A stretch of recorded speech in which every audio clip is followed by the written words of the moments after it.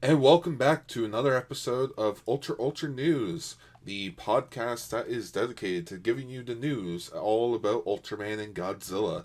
And as always, I am your host, Ultragar. And I'm Ultralink. Gar, why do you have a bunch of links about Tiga up? We finished Tiga.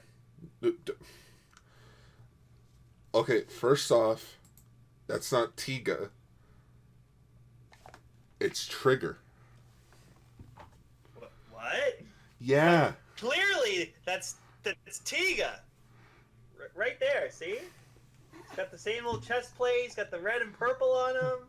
That's obviously Tiga. No, his head's slightly smaller than his.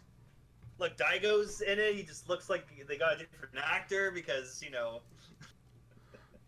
can't afford his original actor anymore. Oh, mister, that's not Tiga. Doesn't recognize. That isn't Tiga. That wasn't Tiga. You know it. But yes. I kid. So on March 14th, in the middle of the night at 4 a.m., at least it was 4 a.m. for us. Don't ask why I was up at 4 a.m. Simply put, I couldn't sleep. Subaraya Productions announced the 30th installment in the Ultra series, Ultraman Trigger. Wow. It just looks like Tiga. That's all it is. Yeah, it's a Tiga reboot. It's because it's essentially Ultraman Trigger, the subtitle, New Generation Tiga. So it's just Tiga. And you know we're gonna get a bunch of cameos from like the old cast and shit like that. Like we'll get fucking whatever fucking name was, I forgot his name. Hoshino? Shinjo. Hori, thank you. Maybe Yazumi. You know what would be awesome? Maybe Daigo, actually. I would love to see Daigo, Asuka, and whoever this guy is all team up together. Wait. What if Daigo's daughter's in this as like a member? Imagine her being like the female lead. That would be interesting to see. So if there's a female character in this show named Hikari, put two and two together. That's Daigo's daughter. So basically, this is the premise that we have so far.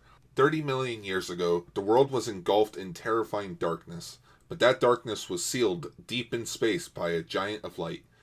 His power spent, the giant of light sleeps in the red star, which is Mars, and is forgotten to time.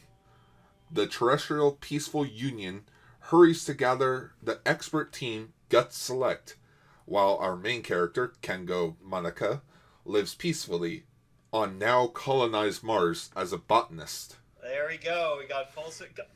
God, we need to finish Dinah before this comes out. Funny enough, the final episode where we talk about Dinah comes out the week before Trigger starts. Oh my god, that's great timing. Yes. So we'll have the we'll be fully caught up in the continuity of Tiga, and we'll be like, alright, we're into this shit. However, his peaceful life suddenly comes to an end. One fateful day, the darkness that the ancient civilization sealed away breathes once more.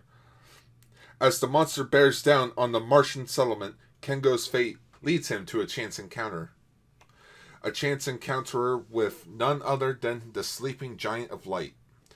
How will Kengo's meeting with the Giant of Light influence his destiny and the destiny of Earth? The Giant of Light is reborn after an eternity. His name, Ultraman Trigger. Okay, so it seems like this show is taking aspects from both Tiga and Dinah. Mm-hmm.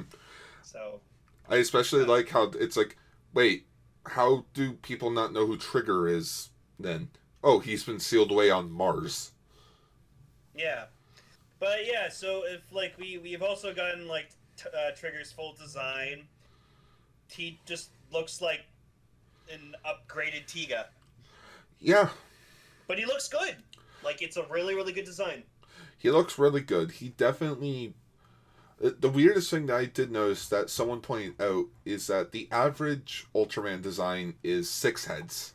Or, not 6 different heads, but it's 6 heads tall. Yeah. Where Trigger, if like the poster with him with Tiga, Trigger is 7, and thus he's more human proportion. Because you can see his head is definitely smaller than Tiga's. Yeah. Which that threw me off a bit. Just like I don't like this. But yeah, you know what? And like I'm seeing down here that it's like Tiga's like 25th anniversary. Yep. So it makes sense that, you know, to celebrate Tiga, they do like an homage series to him. So that makes sense. Don't worry. In 2026 we'll get in Son of Ultraman series or something. Oh boy, Gar, look who's directing it. Yeah, it's none other than our boy Koichi Sakamoto. Of course he wants to get his filthy hands on this. Like, wait, it's the 25th anniversary of Ultraman Tiga? Gimme. Oh my Of goodness. course he's all this. Oh my goodness, he's 50. He'll be Oh 50. yeah, dude. He's a young dude. Well, young. Young, yeah. He's probably like in his like late 20s when he did In Space and stuff. So Yeah, damn. Damn. Actually, yeah, because he would have been 25 in 1996. So yeah, he was like in his like mid 20s when he was like doing like stunt direction and stuff for fucking wow. What to do Power Rangers, especially good Power Rangers series at that young of an age? That's impressive. So this guy's had like over like almost 30 years of fucking experience in tokusatsu. That's impressive. Be cool to This guy meet knows him. his shit. Wouldn't that be great if he came to like a convention or something like that? That would be dope. That'd be dope. I'd love to meet him. But yeah, so as we can see here, he has a gun, Yes. but it's not like the main transformation. Like his transformation device can become a gun, but that's not like the main way he transforms. So I've kind of got what I want, Mm-hmm. sort of. So I'm happy at least it turns to a gun. But you can tell it's like a very like Reiwa era like Heisei. It looks like version of the Spark Guns. it looks like a more bulkier version of the Spark Cleanse. Yeah. It's And then it's kind of like the Spark Cleanse and the Ginga Spark fused together. Yeah. And then we have the Guts Hyper Keys, which they're fucking USB sticks. Yeah. You can call them keys all you want, Super Aya, but those are fucking USB sticks. Someone pointed out this is the first ever electronic gimmick device for Ultraman. Oh, are the keys electronic? Yeah, they're electronic. Ooh. They're going That's for cool. 1,100 yen each. Okay, so it'll be like $20 a key. Yeah. So that's pretty good. Yeah. But yeah, you know Trigger's based off Tiga because his forms are also called multi-type, power type, and sky type. Okay, that's my like not major but like minor problem with this. Is that like, you know, at least with Dyna, when with his type changes, they like changed up the names a bit. Yeah, Flash, Miracle Strong. Yeah, where this is just Trigger multi-type, Trigger power type, Trigger sky type. Which you may notice he has different faces for each form. Yeah. Cause like I would have just called them like different things. Like I would have called power type like land type, and then sky type air type, or something like that. Yeah, like so that it's not too much like Tiga. And now it makes you wonder, like, if we're gonna get like a secondary Ultra who's gonna be Dyna. like Dyna focused or something. God, I hope Asuka comes back.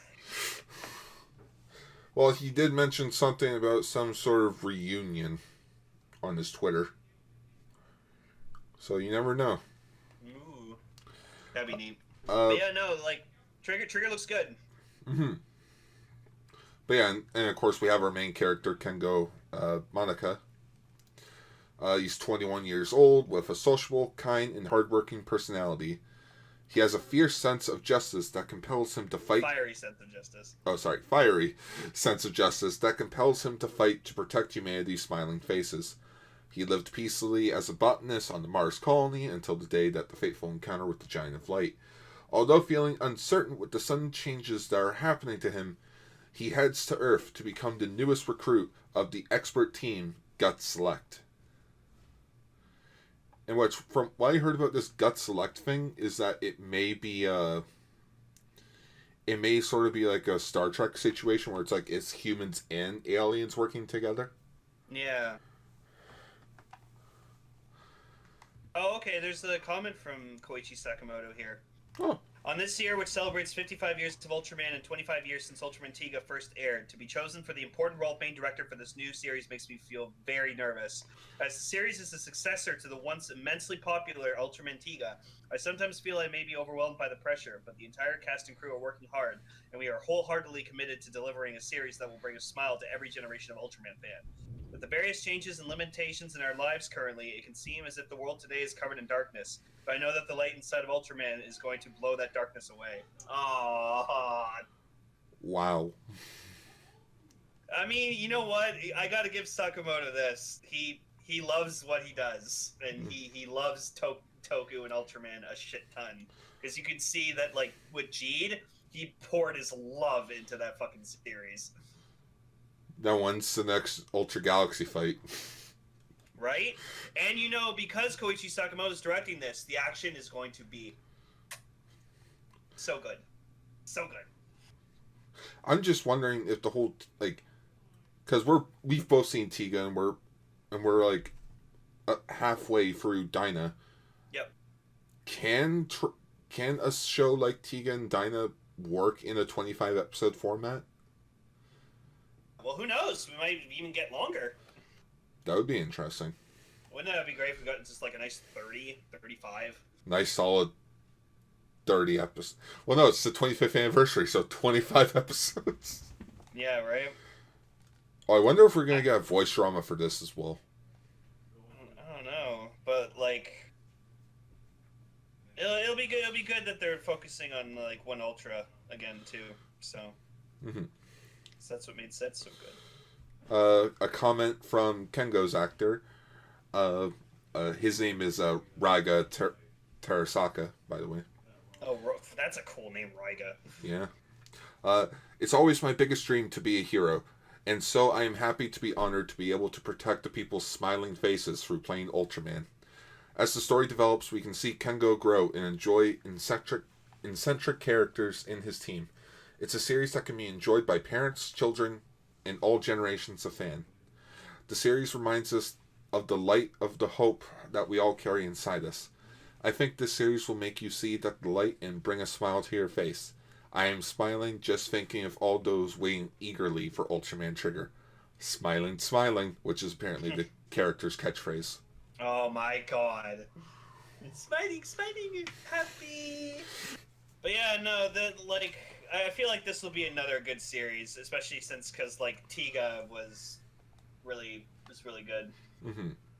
And the best part is this comes out on my birthday, Ultraman Day, July 10th. Well, more importantly, it's Ultraman Day. Yeah, no, fuck the day I was born. That doesn't matter. That only happened almost 32 years ago. Yeah. Let's just say 30 plus years ago. Yep. But yes, starting on July 10th, and it'll most likely be simulcasted on YouTube. Yeah, we'll probably get the same thing we did with Zed. Because, gee, it's not like Zet became a immense classic. Right? So much that they're like, here, we're going to show it again. We're even going to throw in some cute little bits. And yeah, they already announced some merchandise. It's mostly just vinyl figures and the DX items. Man, some good stuff. Yep. So we have the DX Spark Lens, which comes with the Trigger multi-type hyper key. And then the other two hyper keys are sold separately. There's this sort of like how Kamen Rider does like its like rider centric gimmick items, like Ryuki Ride book or like the Drive icon or something. We're getting a hyper key Ultraman Tiga multi-type.